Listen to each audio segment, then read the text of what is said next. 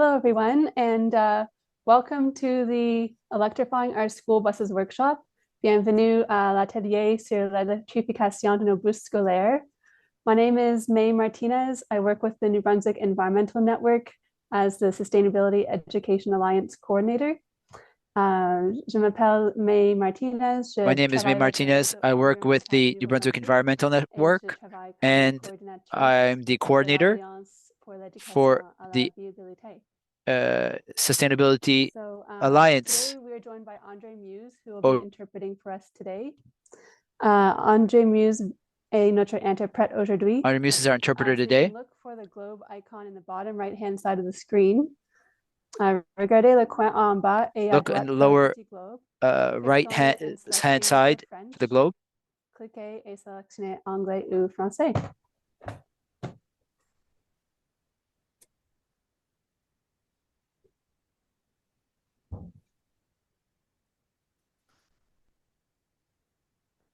So, yeah, we are joined by Autumn Downey today.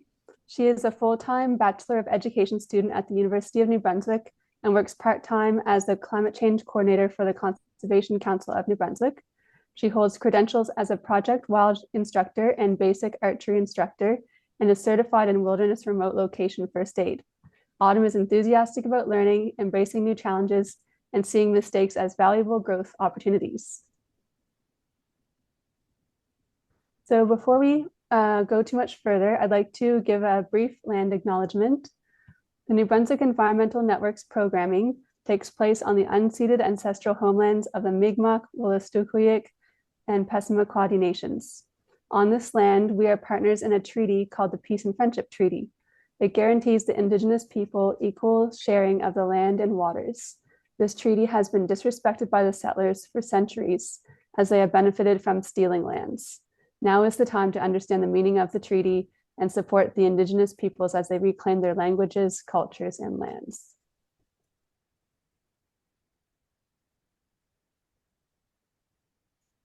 So next, we're going to go over the event goals and agenda. So first, there'll be there'll be a presentation on electric school buses, lesson demonstration showcasing how ESBs can be integrated into your plans, activity creation and networking in breakout groups, speed networking, and closing remarks, a summary of key takeaways, and information on follow-up resources. Okay.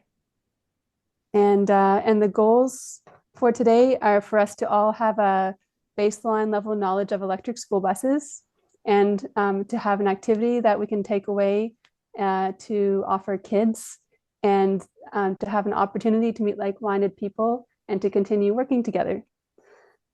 So I will turn it over to you, Autumn. Thanks, May. Sorry, I may have jumped a little bit too early there for a moment, but that's all right.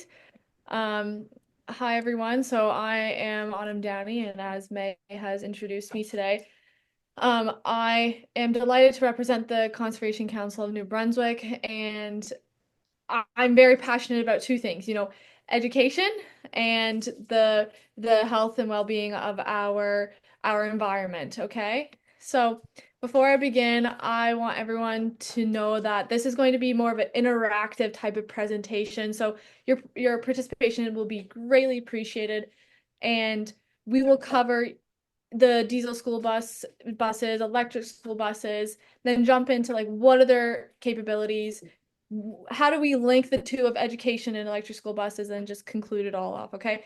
So we're first going to begin with a Menti. So what you can do here is if you have an iPhone, you can scan that, or if you have a laptop, you can just search up menti.com and use the code right there.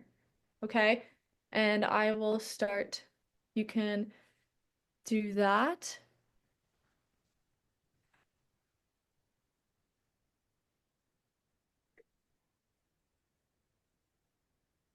Okay, so the first. Just read out the questions and we can answer if you want to do it that way. Yeah. Okay, so my question is, what's the first thing that comes to mind when you hear the word school? Children. Children? Anyone else? Oh, she's putting it in the your place to learn. Place to learn? Yeah. So I'm Jordan hearing says learning. learning. So I'm hearing a lot about, education, a place for kids to go, which is great, right? That like that's the place that they're going to be learning, spending a lot of their time at. The next thing is, what about the word environment? What do you think of? Outdoors, trees, Place. nature. Amanda says protect. Jordan says nature, Nice. Yeah. conservation. I love the word conservation and protect because that's exactly what, one of my passions are within being in the line of environmental, the nonprofit world. And so those two, I'm hoping, will collide today with our electric school buses and nature.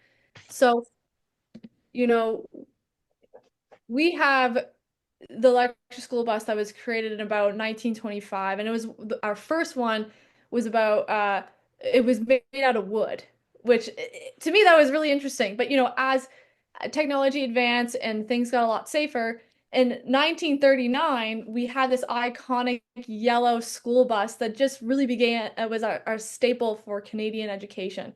It was now the new safety and reliability for future generations of students, right? And then in 2000s, again, we increased our technology and we got better school buses. And these buses really did play this crucial role of getting our kids from their homes to the schools safely. But despite like their dependable, looks, traditional fuel powered school buses really come to a cost to the environment and public health, right? And so today, our current school bus fleet is dominated by the diesel powered school buses. And although they can be, yes, they can be efficient and reliable, but when does reliability really outweigh, or when does efficiency really, in that line of sense, when does that outweigh our kids' health? Okay, so and now you've heard me say multiple times that diesel school powered buses really affect our kids' health and the environment. But what does that really mean? So, as a person who graduated from UMB with a chemistry background, I wanted to know like what is being emitted from our diesel powered school buses. And so the first thing that we have here is a variety of nitrogen oxides. And so what happens is that nitrogens play a key role in forming smog. And so what happens is that they attach to large atoms and they are carried in multiple places. So they can get into our water systems, our vegetations, our crop systems. They can negatively affect our forests and ecosystems. It also means that they can affect us as well by irritating our eyes, nose, throat, and giving us maybe sometimes like a shortness of breath, or we feel tired or nauseated sometimes. So when kids are on the school bus, especially when they're near the back where that exhaust is coming out, they may feel a bit tired.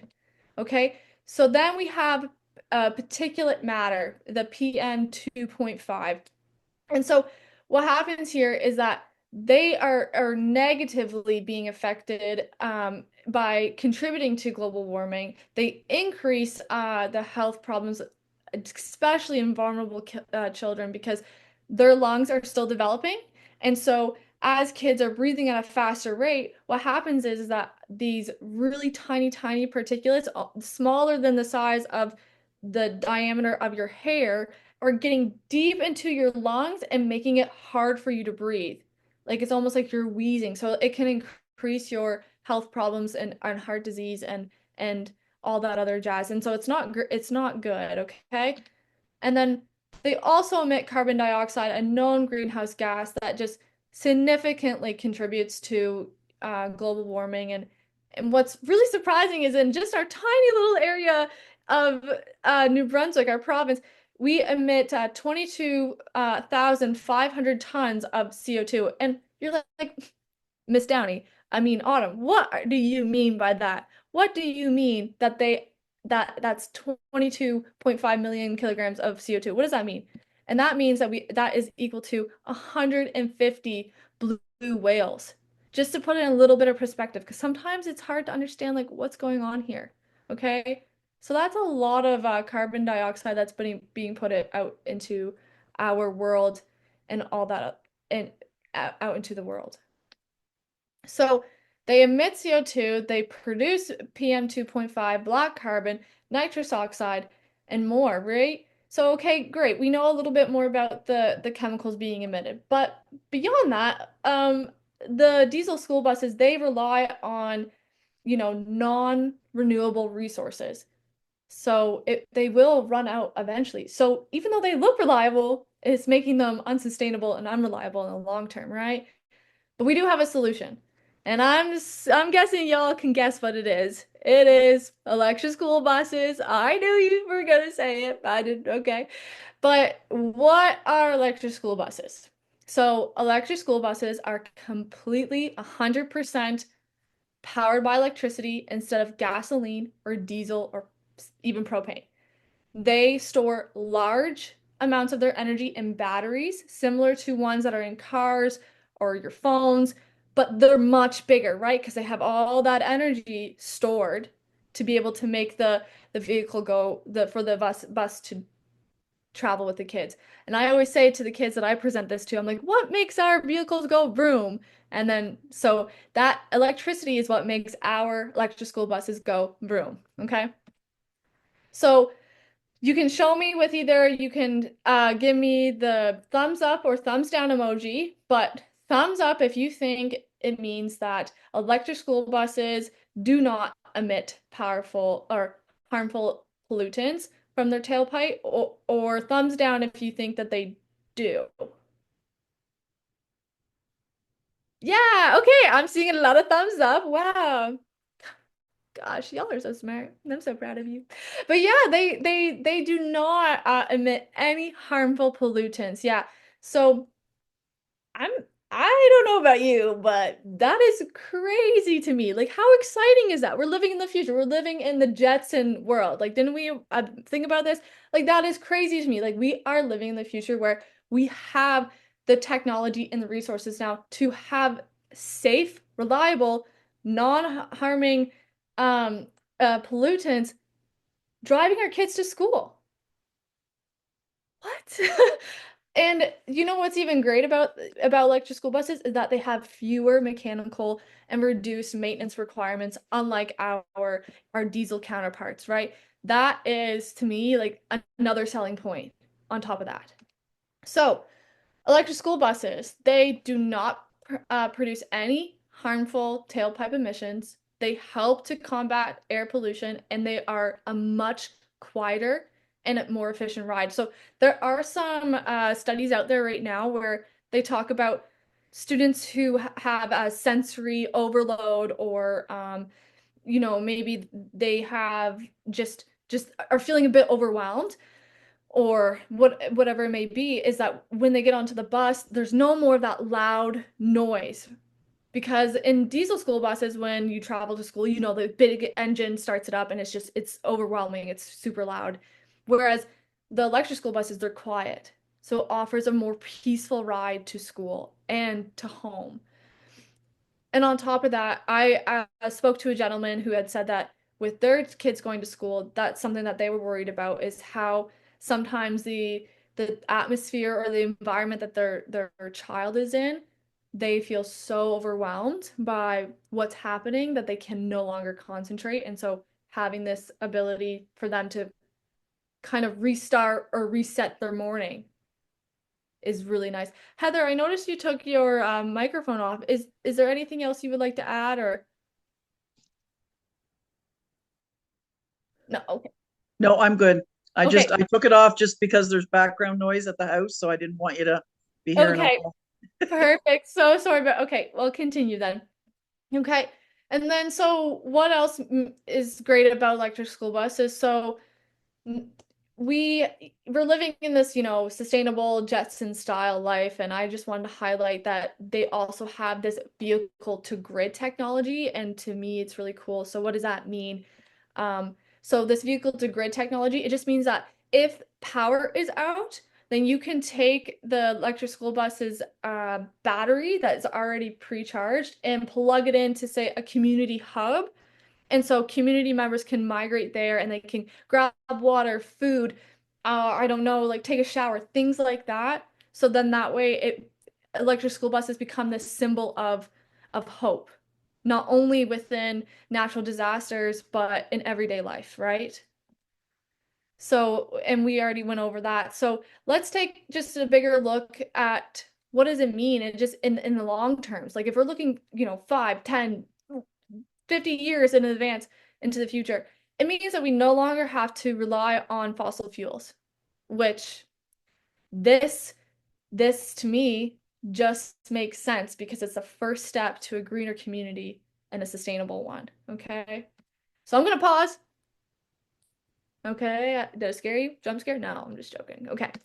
So I'm going to move on to what are the SDGs, and this will become important because as we know, there are some changes being done in the curriculum right now of New Brunswick. They're adding in the sustainable development goals, and some people may not know what they are. They may be like, "Whoa, this is new to me. I'm not too sure. Can please help?"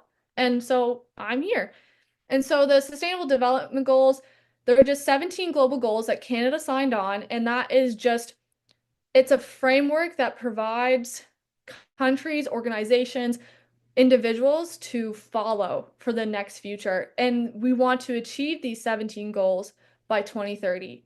And again, why is this important? Well, because in the new Brunswick curriculum that they just are revamping right now, they include the 17 goals, and sometimes our outcomes or curriculum goals are to align with these 17 goals. So that's why I'm saying that electric school buses offer that unique opportunity where we can link our SDGs to an activity, to your lesson plan, whatever it may be.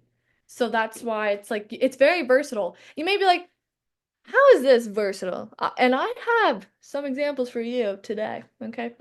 So I want to say thank you. And before we even move on to anything, reliability shouldn't be about whether the school bus gets you on time. It should also include, like, does it protect our children's health? Does it protect the world that they will inherit?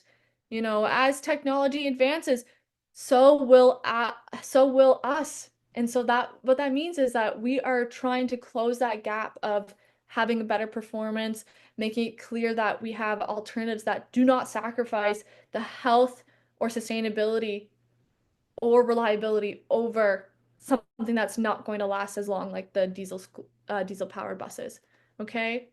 So Autumn, can I ask a question? Yes, please go for it. Yeah. Do you have any idea on cost? Because I'm just wondering, like, if you knew about cost, and there could be a comparison made for like a pilot project to try, one school bus or whatever. I don't know, but I just know because I worked for the municipality and I retired a couple of years ago, and it really does come down to money. So, Yep. And yes, you can compare it to all the environmental benefits and the health benefits and all of that, but at the bottom line, it does come down to cost. So do you have Yep. any type of comparison there? Because that would be kind of a selling feature for, I would think, the district to take some of this on. Yeah, so thank you, Heather, for bringing that up. I didn't include it into my presentations today. However, you know, electric school buses do cost quite a bit more, but there is this thing called the zero emissions transit fund.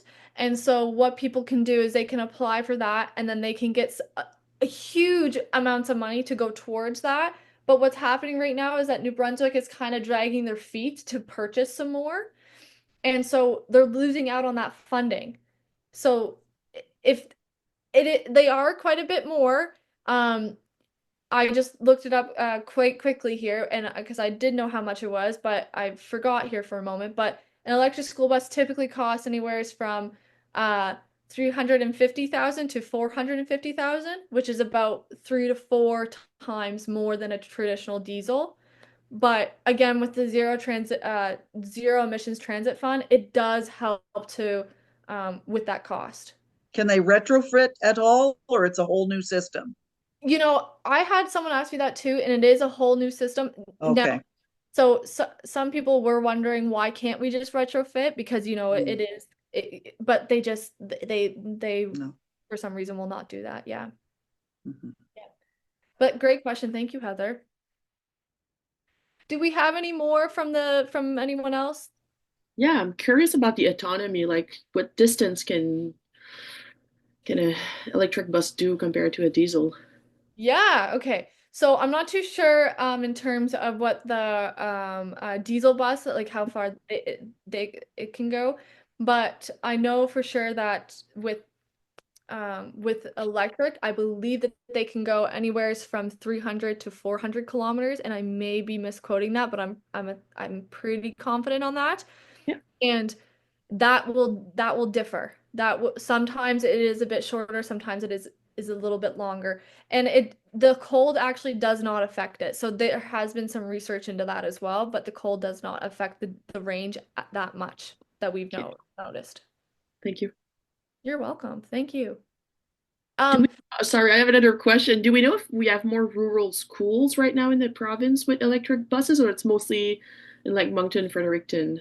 So yeah, right now they're primarily stationed in St. John and Moncton. Okay. Not many rural. So there has been a report put out with the Conservation Council and the Ecology Action Center and the MB Lung Association about uh, the electric school buses and what is the equity lens on this? Like, why are we not reaching out to our rural areas? Why are we really focusing on our urban areas, what's happening here. And so we have noticed that and we are starting to question that, like what's going on here. Okay. Yep. I also would like to mention that since we have a great opportunity for questions, is that Erin Sharp, which is the part of the Conservation Council of New Brunswick, and so she is the new engagement coordinator for them. So Erin, is there anything else that you would like to add on to electric school buses or?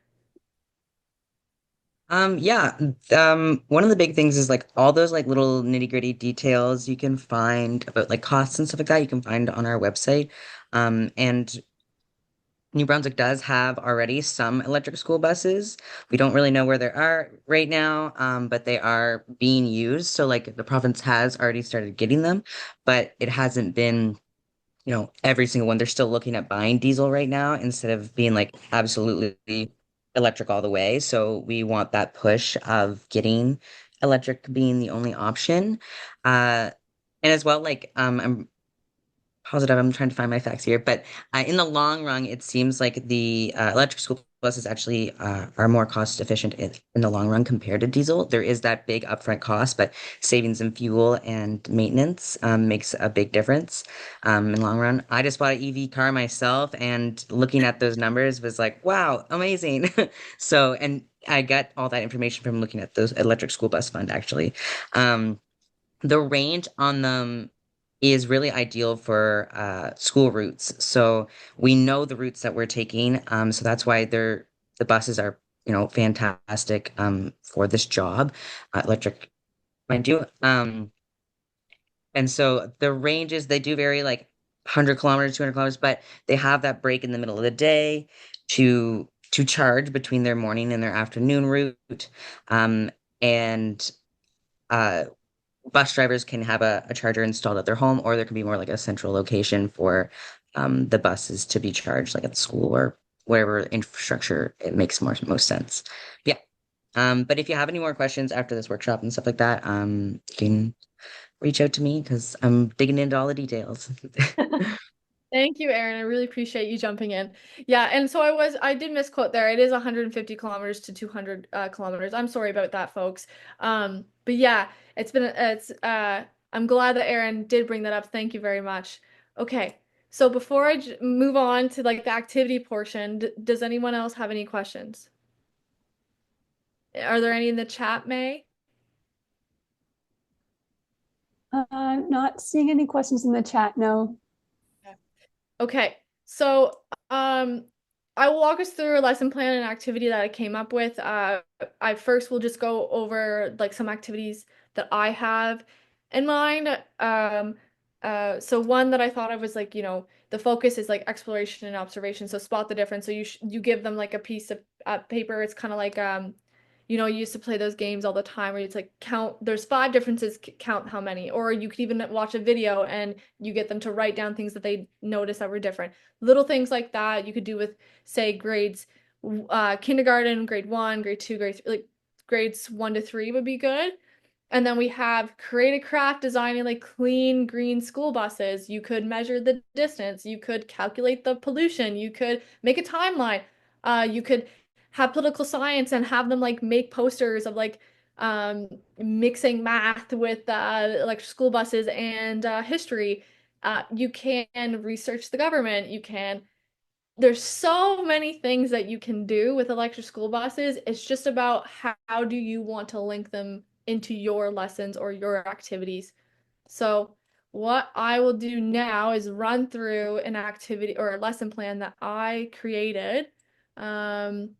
It's English as a second language, and that's who I create, and it's a reading one. So I'm gonna go on to here and just share that with you. Share my screen. This one, share. So you can see my screen. It's called reading instruction. So yeah, okay, perfect. Okay. So what we have here is, and we have language is B1, the grade was 11. This is the title. This was an actual article that you can find. Hannah actually did not help me with this, so I'm going to take them out right now. But this is my lesson objectives, is like I can use words, diagrams, graphs, and then I just went into instructional time. So we have the primary steps, so preliminary steps, sorry, where it's like I had to simplify the article because it was just a bit too advanced. But essentially, what I'm trying to drill in here is that you can take any lesson and you can fit in electric school buses. So this is a text about Atlantic study finds combustion school bus pose a child health risk.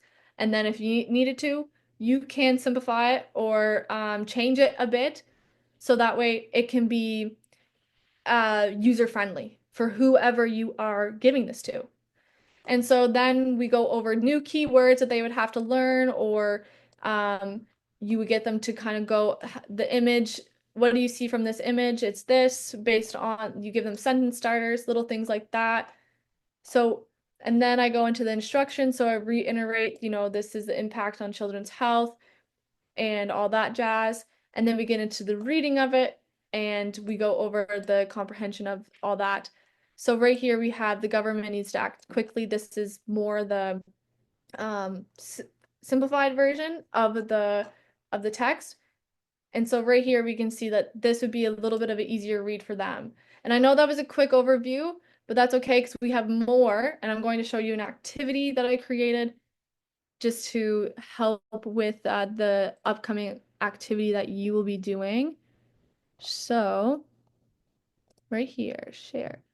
So this would be for more of a grades, say 1 to 2, and you have a dice. You have this package right here. You have students roll the dice. If they land on 1, then they name their bus Buzz Bus. And they roll again. If they land on, say, 4, then their passengers are aliens. They land on 3 for their next roll, then they're going to Mount Carlton Provincial Park. And then they create a story out of all of these little things. So that's just a simple way to get your children engaged with electric school buses and to make it a bit relevant to, say, New Brunswick in general.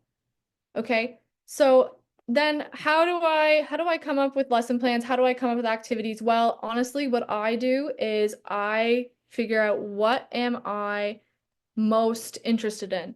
What classes are I'm teaching? What do I need to do today? So I'm gonna go to my lesson plan here, which you'll be getting as well today, so you can also work on this right here. So what we have here is a simplified lesson plan. And so you would put your name. So I would usually write Miss Downey. And then your subject of whatever it is. So say you're really interested, you want to really zero in on art. So it would be art. The date that you would have it, the topic, it would be, maybe it's fine lines. Hey, Autumn, I think you might need to reshare part of the screen because we see a document that says Appendix A. Oh, I see your cursor Okay. moving now. Okay. Well, just a moment there. I'm sorry about that. Okay. Oh, here we go. I'm so sorry. No problem. Yeah. Can you see it now? Yeah, we can see it. Thank Okay. you. Good. Okay. So your lesson plan. So say it's missed. You put your name and then your subject is art and then fine line and then your grade and maybe we'll say 5. And then we go down and say, okay, what are your general specifics? So you go to your curriculum and I will give you the link to that. And you can go down and find art and we'll go through all that together, okay? But I'm not going to do that just yet. And then we go into our lesson objectives. So what are the can-do statements of our lesson? And then what are your required materials? Do you need to have a OneNote smartboard notebook? Do you need to have a presentation? Do you have scissors that you need? Do you need paper? Whatever it may be. And then you get into your warm up and hook. So it's going to activate students' prior knowledge, focus their attention on the main elements, get them really, really excited and ready to learn. And then we'll have our opener and an introduction. So this is going to be more so motivating students to be interested in the lesson. And then scaffolding would be kind of embedded in all throughout. And so the body of it, this is where you have like a step-by-step type of demonstration of what are your activities going to be. This is what's going to go down. This is how we're going to do it. And this is what they're going to learn. Okay. And then we have the closer of just summarizing all of those thoughts.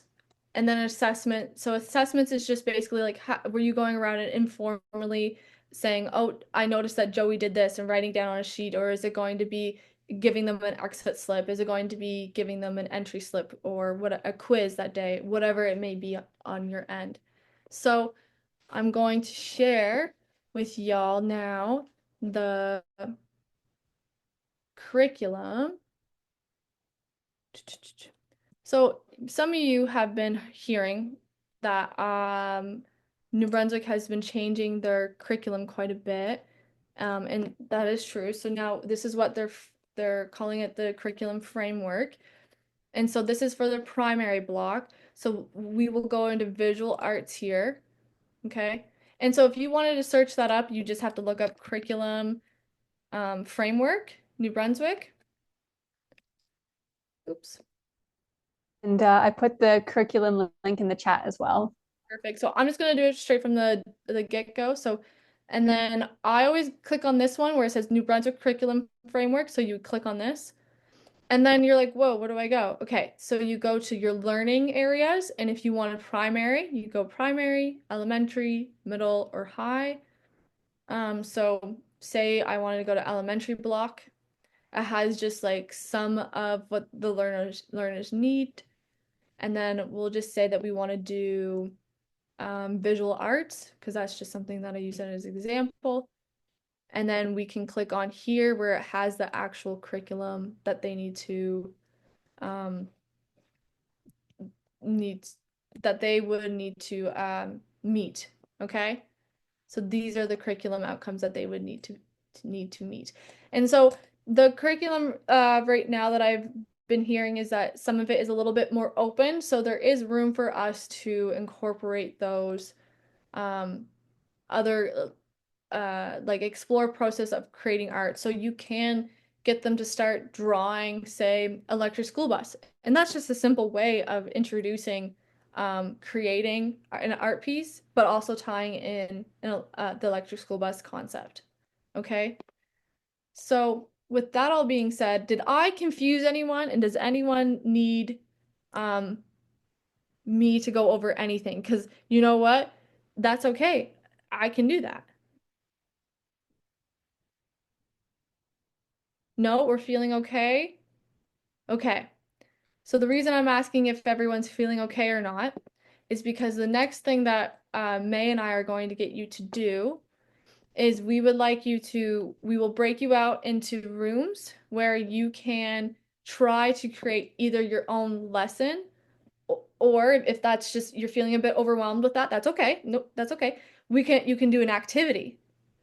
So as a group, collectively decide, okay, I would like to create an activity that is about, say, math that also that's middle school based but it has to be about electric school buses.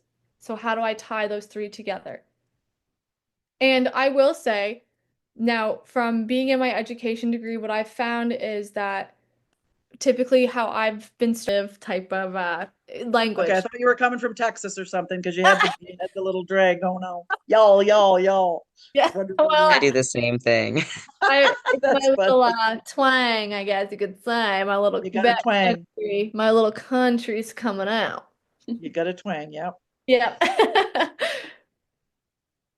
So right now we were hoping that maybe we could do like a popcorn style where everyone could share their ideas, and if you didn't get a chance to like write this down in a Word document or in a document, that's a-okay. I will be taking down notes of like key points or key activities that we noticed today, so then if you were like, oh, what was that activity that I did 4 months ago and it was about electric school buses that incorporated art but I can't really remember, well, don't worry, we'll have them for you, okay? So since I see them right on my screen, they're my main person. Erin, would you like to share with the class today what activity your group talked about?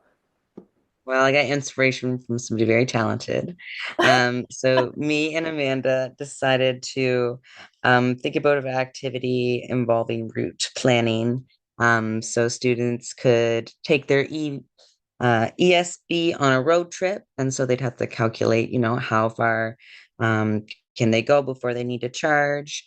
And like, yeah, and figuring out like how much battery they have, what's the weather out, and how does that affect their battery and how far they can get, and then also comparing that to if they took a diesel bus, and how much it would cost and the emissions compared. So doing kind of like a compare and contrast little travel route. Amanda, do you want to add anything to that?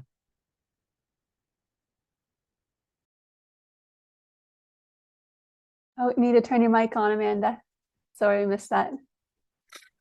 To do the awake enthusiasm or just to start up and hook them, I said we should play the Yeet Scream song. That's the only thing that Erin missed, but that's just because I like that song. Perfect. Yeah, that Yeet Scream song. If people haven't heard it, I can try to drop that into the chat there. Once you hear it, it will be stuck in your head for days. I will also put a pause on that and ask Amanda, are you recording this session? Okay, I just wanted to double check on that because I didn't know. I don't know. Okay, thank you. May, would you like to pick on our next contestant to share with the class? Sure. Catherine or Heather, would either of you like to, or Jordan, would either any of you like to share what you talked about? I'll go. So, it's very like we didn't write anything, but it's more beginning of the 90s. So we know that for high school, that would be an activity for a high school student or a lesson. We know that there's a lot of misconception when we talk about electric vehicles in general, like cars and anything. So the goal for that would be to have students do some research about electric buses, do a pitch or debate in class, and end up writing letters either to district people or their community leaders or something. So it could be I don't know, it could be different groups of students research different aspect of those electric buses, could be the distance, could be to see if it would fit certain school circuit, like bus circuit for some students, like could some of the buses could be switched to electric. It could be compare gas versus electric, the prices in the end, like beside the cost of buying those vehicles. It could be talking about air quality and pollution, and then trying to do that debate in class a few days after that, and then in the end trying to put all of that information together and be able to present their ideas and like kind of that advocacy piece by writing letters and proving their points with good information, because misinformation is a problem, but also students doing good research is not always done properly. So having them getting good sources would be super interesting. So it touches a lot of things: research, presenting, but also a summary of their information and proving their points, trying to convince people that electric buses in schools are worth it. So yeah, don't know if I forgot anything, but No, and we really liked the debate piece because we thought that if you had one side that was on the side of electric buses and one side that was on the side for what the norm is and what we have, and then do it in front of a class and give those facts and partner maybe with a community, say it's in California that has all electric buses, and work on the information that they have and sort of the challenges and their successes, and use that data in the presentation. And we also added in one important piece, and I'm not sure who said it in our group, but talk to the school bus drivers that have already drove diesel for years and now we're driving electric. Get their opinion on what they're seeing for differences, one way, positive or negative, and then present to the class and hear what the classes come back with. Because I know many times that I've done debates with students, they've already got their mind made up. And then by the time they engage with the facts on both sides, they sometimes change their mind. So I like that about high school students, where put your mind to the task, get the accurate data, present, and then see who would, what side would you be on and why, and ask them to say why they chose that side. I think that engagement with that level of high school students would be really beneficial. And then it adds on the education, right, of what they know, because I like what Catherine said, there is a lot of misconception out there and it's not always about cost, but let's show the benefits one way or the other and let the students debate and then share that information with the municipality or the province or something. Don't let the information just sit there. Use that for further, engagement, I would say. Perfect. Thank you, Heather, Catherine, and Jordan for that. I would like to highlight that quite a bit because I have a high school student who, and you're right, Heather, they are so excited about the debate. That's all they talk about. When I get done teaching my classes, I usually have a grade 10 student who comes to me. I don't even teach them, but they come to my classroom and every day they tell me something and they love to bring up their debate. Even though they had it 2 weeks ago, they still bring it up. And then I have another student who's talking about their debate. So that is such a great way to engage them and to get them to become excited about their research project, whatever they are researching on, especially yes, Heather. And Yeah. the other thing to add on to that, Autumn, that we've seen with other things, because I do a lot with climate change with high school, is also helps the teacher. Because sometimes the interaction between what the students are bringing from that engagement with a debate like that will help her make future plans in her classroom just from what she's seeing. Because Catherine, I think, and Jordan both said it, you get kids engaged at that level, high school, you want to keep them interested. So the teacher could actually use some of that spin-off from something like that for future lesson plans for herself, if she sees her class is excited or interested in something like that. No, that's a great point. I never really thought about that. And sometimes I've noticed from teachers that I've spoken to personally is that they feel a bit overwhelmed to share their thoughts on climate change because they are uneducated in that field because they didn't have that education. And so having kids kind of do that background research for you, and then you're like, oh, I never knew that. Okay, well then that just adds more tools into your back pocket, which is great. And the time aspect, because when we do PL session with teachers, we always ask them what are their what stop them from teaching climate change. It's sometimes that they're not knowledgeable enough, but sometimes you don't have time to prepare. Preparing teams to do a debate is less more work than doing all the research yourself. And when it's, even if you don't know everything about the topic, when students did their research and their arguments are solid. So that's another way to put less pressure on teachers' back, because I know they're busy. Yes, being in the school system for a little bit now, it's busy. it is busy, and yeah, it's really eye-opening because the amount of stuff that you have to deal with as a teacher. It was a bit like, oh no, oh no. So you're right, having that debate does allow some free time and not having to take up so much of mine, I guess you could say. And the misinformation or miscommunication is so right, and sometimes there are misleading ads put out by others. And I feel like I'm taking up a lot of time here, so I'm just going to um, close off my sentence here and say that I do have a lesson plan for English as a second language for students who want to write to their districts or their MLAs. And so when you brought that up, I was like, oh, I have something similar to that. So if anyone is interested in that, we can definitely share that along. So with that being said, I took up a lot of time, so I'm going to let May take over, and maybe we can start doing our networking session. Yeah, so this is we're just gonna keep it short and sweet, I think.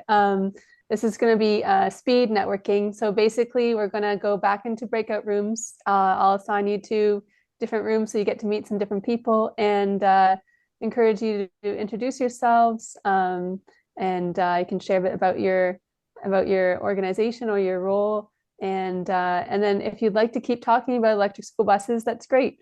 But if you prefer to get into a different topic, that's okay too. Okay. So I just want to say thanks everyone so much for joining tonight. It's been a real pleasure getting to know some of you, and thanks for all your engagement and your ideas. It's been really wonderful. So glad that you could be here with us. I want to just take some time to thank our funders. The Environmental Trust Fund contributed to this event, as well as the Trottier Family Foundation. Yeah, I just want to give people a chance if there's any takeaways that you have, or any key words you'd like to share from the experience today.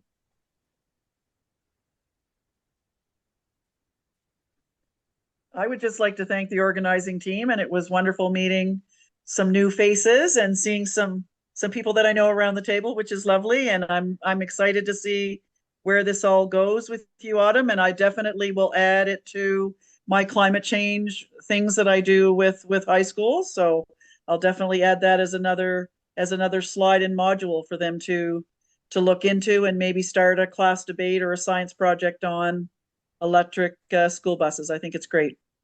Yeah, perfect. Thank you very much. I know that it's really exciting here, and we do have some resources over at the Conservation Council of New Brunswick that incorporates, school activities and all that jazz. And yeah, I'm really glad to hear that you enjoyed the presentation. And I would also like to thank you all for attending and, having patience with me in the presentation and being so engaging. May, is there anything else you would like to add? Just wanted to give a quick plug to the Green Experts program. It's a program at the Gaia Project, and if anyone is interested in being part of a movement to inspire high schoolers to get into the green economy, please send me an email.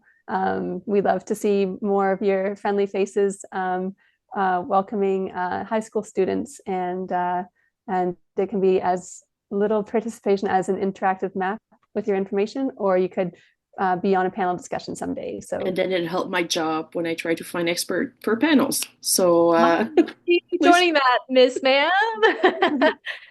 yeah, absolutely. Yeah. Well, thanks everyone again so much. Thanks for joining us, and have a lovely rest of your evenings. You guys too. Happy holidays. Happy holidays. Yeah. Happy holidays. Bye. Bye.